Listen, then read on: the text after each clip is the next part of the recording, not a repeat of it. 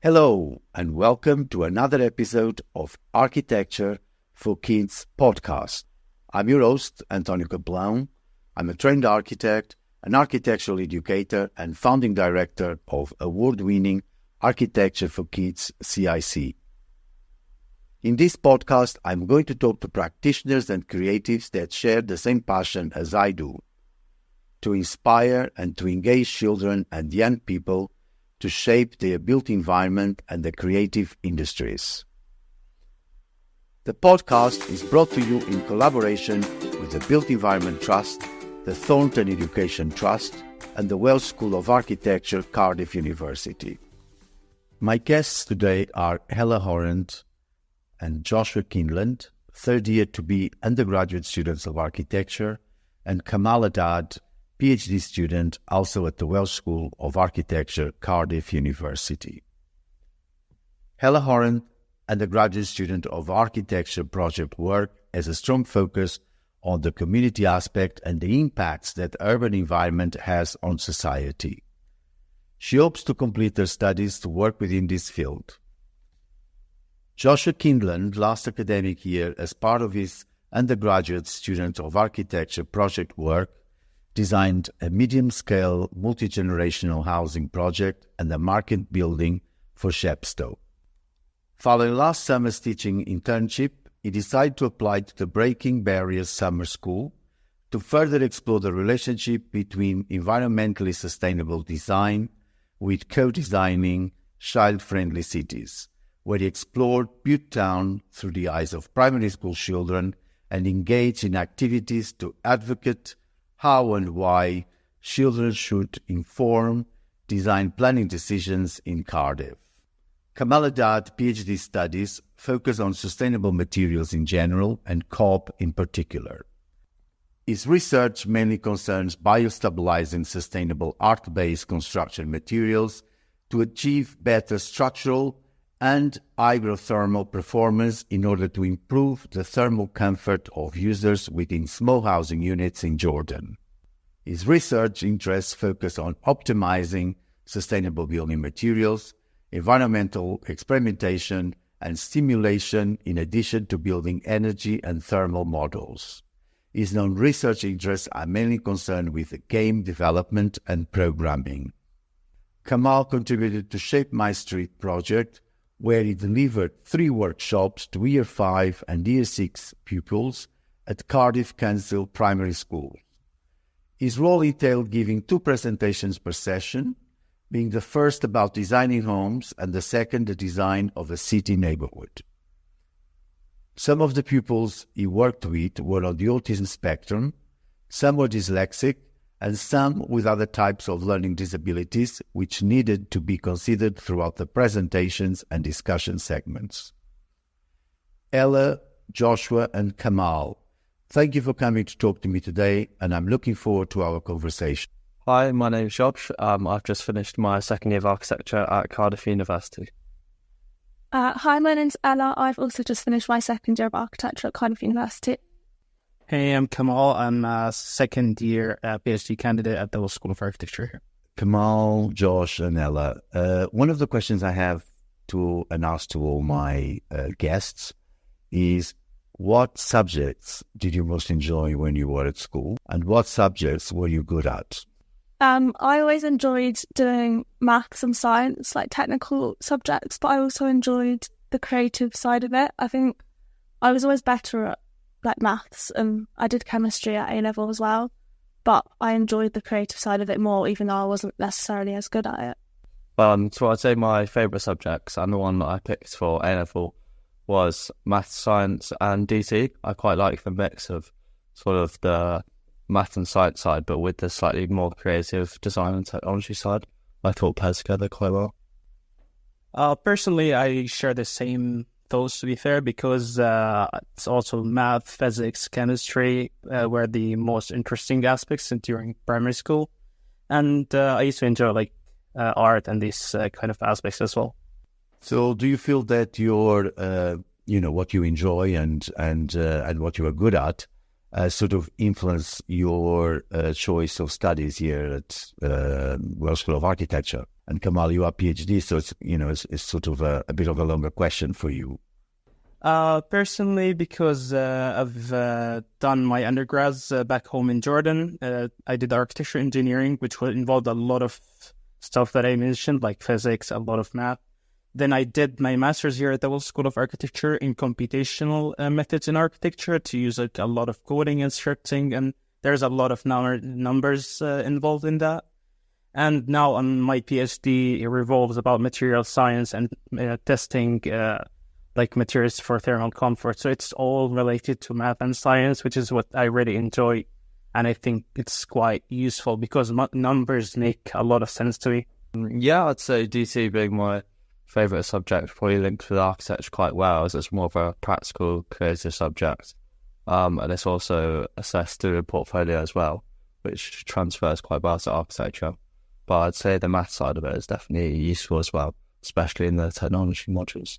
Yeah, I think the same. Although I think everyone has an understanding of what architecture is. When I signed up to study architecture at university, I had never really had much experience with it, and I chose it because it was a good combination of like the technical modules and the science side of it and maths, as well as the design modules with the creativity.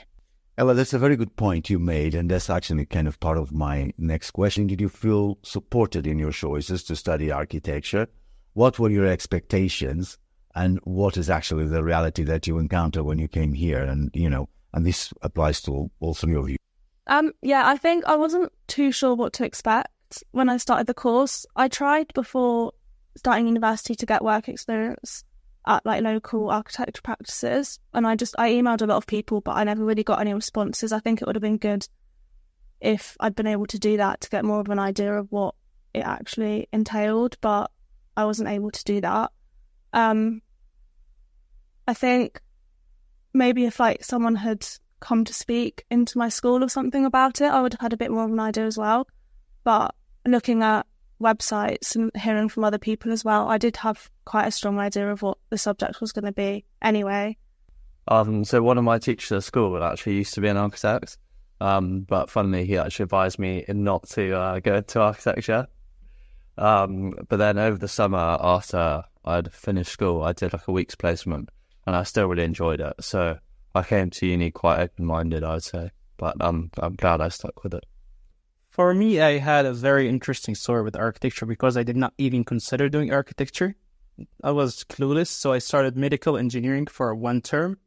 But I went to the School of Architecture was in front of the School of Engineering. So I went there like to see a friend, and I honestly enjoyed it. I thought that makes so much more sense to me. But probably that because we did not do anything like that in the school, like to have any discussions like that about future stuff, especially architecture.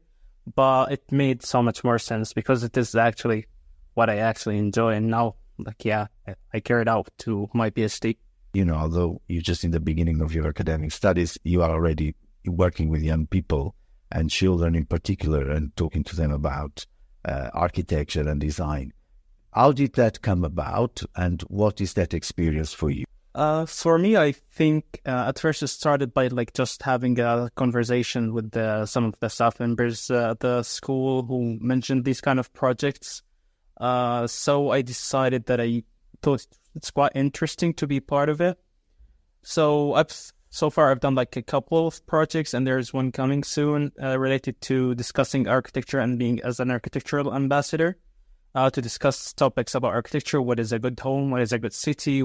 How to enjoy these kind of things. One time, for example, we did a bridge with pasta with kids who came to the school. It was just quite interactive things. And to be honest, I think it has a very positive impact towards these kids, when they were doing and when I was engaged with them. For example, a few days ago, we did a workshop at one of the Cardiff Council schools. One of the kids was very engaged, where it kept raising his hand all the time to answer questions.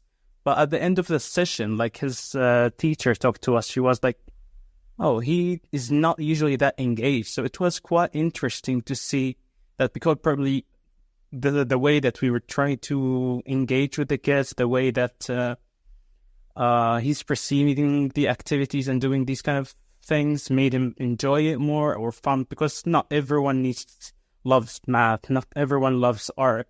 So this kind of architecture is like a combination between those two. Probably a lot of people were enjoying it more. So that was, I think, quite interesting experience for me. I would say I've always quite liked working with children. So last summer, I did an internship about teaching. So then when this opportunity came up a few weeks ago about co-designing cities with children, I thought that was a really good opportunity to involve children within design from quite a young age, which I think often doesn't happen enough.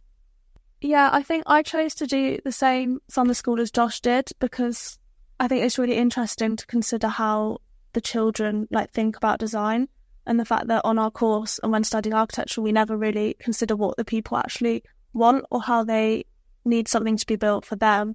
And speaking to the kids and asking them exactly what they wanted, I was really surprised at how engaging they were, and they had really strong opinions that I personally wouldn't have ever thought of, because I'm not a child anymore, so I can't speak for them. What do you think is the impact on the built environment by introducing co-design at a younger age? I think it has a very important impact, to be fair. One of the points that we were touching on when we were giving the presentations to the kids was about how to build an environmentally friendly home and how to make a sustainable and healthy place for you to live in.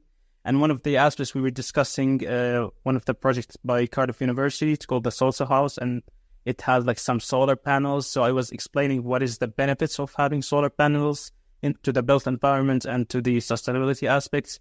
And by the end of that, because we asked them to do a sort of model and to draw and design whatever they want, I think around 30% or more of them decided to put solar panels on the top. So I believe giving these kind of ideas to these kids at this young age would help to improve later on, because now we're struggling with the climate change and these kind of catastrophes that's affecting the whole world.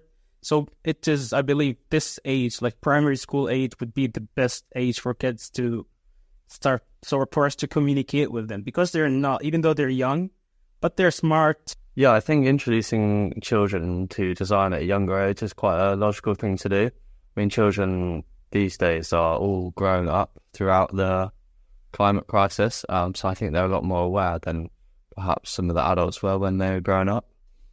Things like recycling and things like that, they're already doing from quite a young age. So I think it makes sense to introduce them into design from a young age as well. So, for example, last week, a lot of them were conscious about the sort of wildflowers and nature around their park area. Yeah, I think it's really important that they get involved, and it would have a really big impact on the environment around us, because having adults design areas for children and buildings when we don't really understand exactly what the children want doesn't seem to make much sense, because they know better themselves what they need and what they would like. And for example, when we were speaking to the children last week, we were talking about what they would like in their playground, and it was things that maybe the council hadn't thought of before because they'd never really engaged with them and they hadn't asked them. What did you learn with it, or what was most impactful for you by engaging with children in design? I think listening to children and finding out exactly what they actually do want, instead of some sort of older designs who think they're sort of experts in children's play, but often don't actually speak to the children and just assume they know best for them. So, for example, some of the children I was speaking to wanted sand pits and water fountains after they're playing if they're quite thirsty, which is something I'd never myself thought of, but you also don't really see it in parks. So I think speaking to children definitely would lead to sort of more appropriate, relevant design for them. What is the impact as a designer? Personally, I think it has a very strong correlation. It supports the learning experience for me as a PhD student or an architecture student in general. In what sense that means? I think it might be very relevant to the way, because one of my supervisors always tells me, you learn the most by telling. So when you tell things, when you simplify it to people who are not very used to very advanced terminologies that we usually use in research or in education, we didn't, like normal people, they didn't know these terminologies. So when I try to simplify it to kids, or even more don't have that wide vocabulary, and of understanding these terminologies, that would make me to be a better communicator and a better architect and a better designer for future. I think it's quite relevant to me, especially in my future projects, because I'd now conduct a lot more first-hand research instead of maybe just researching online about children or sustainable design, actually going out and interacting with them, asking what they want, and getting them to model things. Yeah, I agree, especially about like going out and actually speaking to people, because I think when we do site visits, when we start a project, we're never really encouraged to actually speak to the people that we see around the area that we're then designing something for, and that doesn't seem to make much sense. I feel like we should ask them what they actually want. How prepared do you think the course you're doing is preparing you for engagement, being with children or even, elderly people or just regular anyone, really? Personally, I don't think the curriculum really has a very strong focus on that. People have gone into the community and spoken about it, but before this project, I've never really done that. And I think having done this, I will definitely try and do that a lot more now in the future. Yeah, I definitely agree with Ella as well. I'd say maybe in the past you're encouraged to take a couple of surveys, count how much litter's in the area or something, but you're never really encouraged to actually speak to the residents or people who interact with the space regularly. But after this sort of last week's summer school, I'd definitely apply that a lot more on any future projects. For me, I think it is slightly more different because of me doing my PhD now. So in the school, I get involved also in teaching undergrads and master students. So we will have to do some trainings on of how to deliver these materials, but it's not very sufficient yet. We're asking for more. But at the same time, to deal with kids, I think it would be great to have specific training courses and activities for us to understand how to communicate with these young ages. Creatives and professionals, how did you find their experience to be? Were they at ease? Were they learning as well? Where did you felt that landscape sort of was? For me, during the workshops that we've been giving lately, there were some governmental bodies that were engaging in the conversation throughout the workshop. But in my opinion, I do not think it was up to the level for them to be able to engage. They were more technical in terminology that a young kid will not be able to understand smoothly. So I think these kind of activities need to also involve the practitioners and the governmental bodies and anyone who has to have anyone who has to do with building the curriculum for these kids, and anyone who's building these cities, and anyone who's affecting the future of these kids would have to be involved in these kind of training and activities. So I would say I'm surprised about how many groups there are out there trying to involve children and young people in the design process more. For example, making space for girls, focuses on sort of play equipment and making it more accessible for girls. There's another group that is trying to implement a child impact assessment on any development that's done within Cardiff. But I would say a lot of people outside of architecture wouldn't be aware of this. So I think probably increasing the awareness would be an important part of it. Yeah, I think Make Space for Girls came and did a talk to us last week, and they did seem to have a lot of engagement. We had a lot of, most people that came and spoke to us did seem to have a lot of engagement in the community. When they gave us presentations, they had photos of them in the areas and showing what they'd done and how they'd engaged with everyone to then come up with their work. I also think the people running the course were really good, and they'd obviously had a lot of experience working in the community before and doing similar projects, which made it a lot easier for us to learn from them and then carry out our own projects. How important is inclusion and diversion in the work you're doing and in your work as future architects and designers? I think it has a very important factor in these kind of aspects, because we design for people. That's what an architect is for. We design for people. We want the people who are, the kids are the future people in these communities, to be included in all of the aspects, in the different, with their different mindsets, with their different behaviors, with anything, everyone needs to be included. So I think these kind of activities have a very important impact of this kind of field. So echoing what Kamal said, I think it's really important to have inclusion and diversity within design. As the world is becoming more homogenous, we need to be able to design for lots of types of people, and I think children are a part of that, who often get overlooked. So I think it should definitely be considered a lot more when deciding. What are your goals, and what do you want to sort of achieve, and how do you think you are being supported here? I'm not really too sure what I want to do when I graduate and when I finish architecture.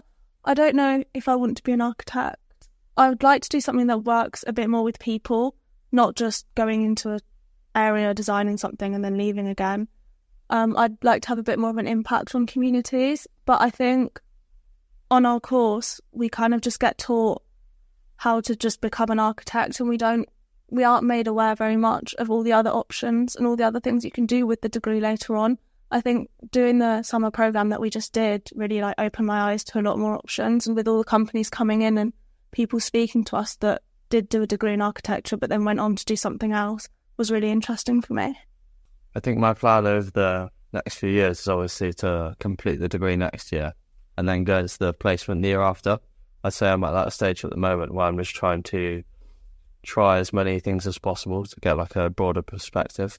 I'd say I'm still quite open to anything and just wanting to try new things out, really. For me, I've started doing design before I did my master's. I was working on different projects. I designed big hotels. I designed with big architecture companies. But honestly, at that time, I was enjoying it. But after that, I was no, I need to go into more technical stuff. So I did my master's. Then I decided that I need to do more research. I'm enjoying research more and teaching. So I went with my PhD. I think the interesting thing about architecture is, as Josh and Ella say, because if each time, each different age probably or experience in architecture, you will have different interests. So it's a nice experience to see where I'm going to be next year. But for now, I would assume that I'm going to be into research and academia because I really enjoy it. How could we sort of make things more supportive or more, more exploration in the potential of architecture as the course? I think maybe even just having people come in and speak to us that aren't just architects or that studied architecture but then went on to do something else would be really useful, and give people the opportunity and people be made more aware of the other options. Because I think even speaking to everyone else, my friends on my course, it does tend to just be everyone just sort of is on a path and they're just set straight to do architecture, but they haven't really considered everything else that they could do with it. What made you choose coming to the Welsh School of Architecture instead of other universities? I'd say one of the things that really attracted me when I first applied was the vertical studios working with different years. But then now, since I have actually come, I think they've stopped doing that. So I was slightly disappointed that I didn't get the opportunity to work with different year groups. For me, it was a tough decision because I'm an international student. So it was I had to search the ranking of the schools, and the Welsh School of Architecture is a very high ranked school and a very prestigious school that in a city that is affordable and makes sense for me to come to and study in. So that was a good combination between those two. And another thing, because I joined the Welsh School of Architecture during my master's, so one of the tutors, who's the chair of the computational methods in architecture, visited Jordan to introduce the course. So I thought telling about that course and me getting the opportunity to ask questions about it helped and gave me the confidence, that this is the right choice for me. I think the Welsh School of Architecture has quite a strong, it has a strong reputation, and it's also known for being quite good at focusing on the design side of it a lot, and it's a lot more, I know some universities are a lot more technical, whereas the Welsh School of Architecture seems to be a lot more creative, and we have the design module is a very strong part of it, and it's worth a lot more credits than all the others, which I thought would suit me a bit better. What are the challenges as a student of architecture or a PhD student? For me, another issue could have been because you're going to somewhere that's totally new. Even for undergrads, when you go, the transition between a school to higher education facility, that might be quite challenging because it's a whole different experience. So you're going to something new, totally new. So probably getting familiarized about it would help to support your decision. I think these are probably one of the most challenging parts about being an architect. I'd say one of the main challenges coming from school to university is sort of the time management. It's completely up to you to manage your time, how long you spend on different aspects of the project. Also something that's quite different from school, you're sort of a driver of your own learning.